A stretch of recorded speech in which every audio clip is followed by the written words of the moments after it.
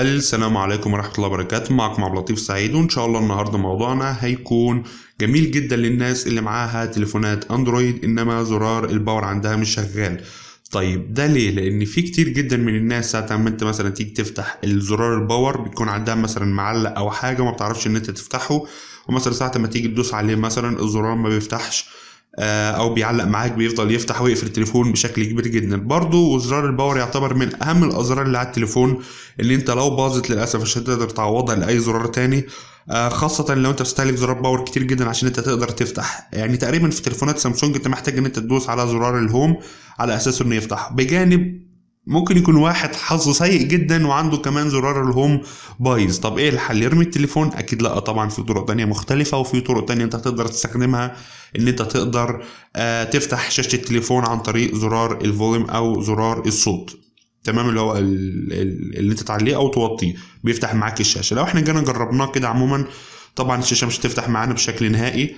ليه؟ لان ده التليفون الاندرويد مش مبرمج اصلا ان انت تقدر تفتح زرار الصوت او تقدر تفتح الشاشه من زرار الصوت. التطبيق اللي هنستخدمه ده تطبيق سهل جدا وما بيحتاجش اي نوع من انواع الروت. اول حاجه نتوجه للشرح. لو احنا جينا هنا فتحنا التليفون، بعد كده توجهنا لجوجل بلاي، وبعد ما فتحنا جوجل بلاي تطبيق اسمه فوليوم اللوك، تمام، او اللوك.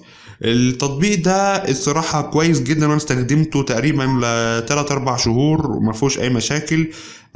كمان ما بيحتاجش اي نوع من انواع الروت، بجانب يعني انه خفيف جدا.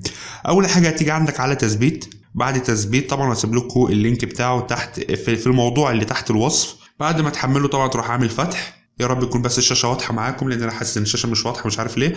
بعد كده طبعا بيجي لك عندك بالشاشه دي زي ما انا قلت التطبيق ما بيحتاجش اي نوع من انواع الروت، فقط هتروح انت رايح على عندك هنا اكتر من خيار. الخيار الاول اللي انت مثلا لو انت عايز تشغله اللي هو مثلا بيقول لك اللي هو الفوليوم باور، ان انت مثلا تقدر تشغل التليفون من زرار الصوت، تمام. يعني انت جيت تعليه او توطيه وطبعا هيفتح معاك الشاشه. هنروح محددين الخيار ده، تمام. تاني خيار بيقول لك ستارت اون بوت، يعني ساعه ما انت تيجي تفتح مثلا التليفون التطبيق بيشتغل اوتوماتيك، مش محتاج ان انت تفتح وتشغله مره تانية، لا التطبيق بيشتغل اوتوماتيك معاك. طبعا لو انت حبيت ان انت تحدده براحتك، ما حبيتش براحتك برضو، دي حاجه بتاعتك، تمام. فانا عموما هخليه مفصول لان كده كده مش عايز ان انا اشغله، تمام. نيجي بعد كده للطريقه التانية. طبعا بيديك اكتر من حاجه كاشير اب والكلام ده، كل حاجات مالهاش اي لازمه يعني، تمام. بيظهر عندك خيارين بالشكل ده، اللي هو الخيار مثلا لو ما ظهرش معاك بالشكل ده انت ممكن تروح على التطبيقات المصغره، ومن التطبيقات المصغره مثلا تقدر ان انت تضيفهم، يعني هتلاقيهم عندك هنا اهو، تمام. بعد ما انت مثلا يعني توجهنا وخلاص وكل حاجه، هنا طبعا هيظهر عندك ان لو انت عايز تقفل الشاشه عندك اللي هو بيقول لك سكرين اوف، انت ممكن تدوس عليه ان انت تقدر تقفل الشاشه، بس طبعا انت بتحتاج ان انت تعمل له تنشيط.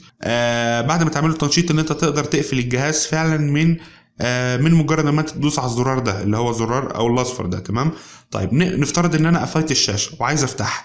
في العادي انا بفتح التليفون عندي دبل كليك، يعني اللي هو النوع ال جي اللي بتفتح من دبل كليك.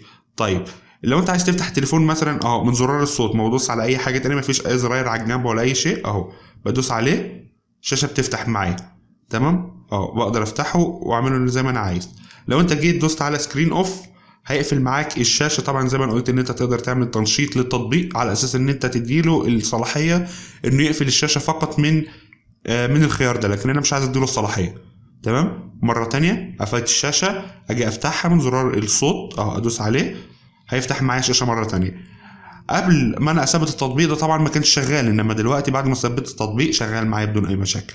ده كان شرحنا النهارده، يا رب يكون الموضوع عجبكم، وانتظرونا باذن الله في موضوع جديد مع لطيف سعيد. يا ريت لو عجبك الفيديو ما تنساش تعمل لايك للفيديو، بجانب ما تنساش تعمل اشتراك للقناه، ولو الفيديو عجبك ممكن تفيد بيه صاحبك او تعمل له شير وتفيد بيه ناس فعلا ممكن يكونوا محتاجين تطبيق زي ده. لاني انا واحد من الناس اللي كان تليفوني كان بايظ، وطبعا عندي زرار الباور في سامسونج او زرار الهوم في سامسونج ما كانش شغال، بجانب زرار الباور كان بيعلق بشكل كبير جدا، وده كان بيدمرني.